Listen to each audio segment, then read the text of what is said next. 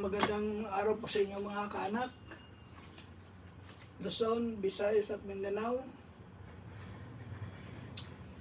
Nagpapasalamat po ako sa Panginoon dahil ngayong araw na ito ay meron po akong pagkakataon na magbagi po sa inyo ng salita ng Diyos.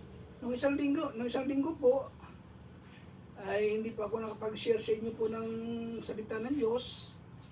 Dahil ako po'y naimbitahan sa isang gathering na Sunrise Fellowship doon sa kaibigan kong pastor.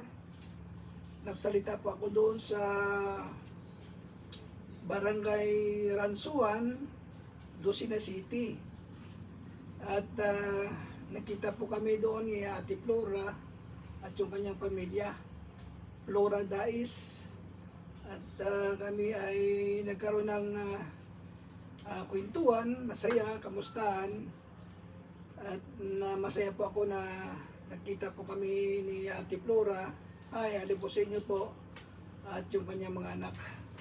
Ngayon pong araw na ito po mga kaanak, ay ako po ay magbabagi po sa inyo ng salita ng Diyos.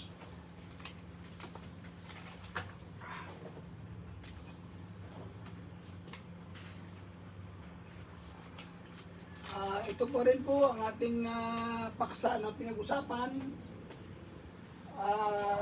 Aklat ng John chapter 1 verse 12. You are the children of God.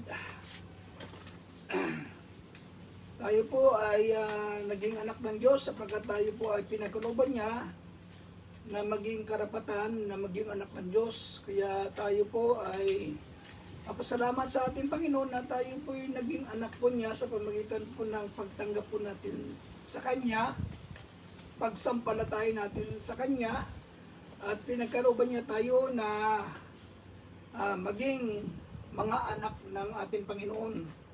Ngayon pong araw na ito, ang ating text na paksang pag-usapan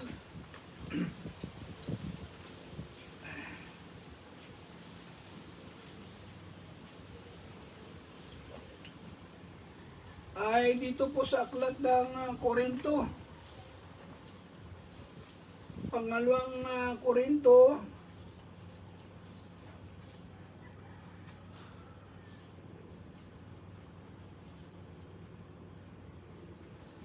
chapter 5 verse 17.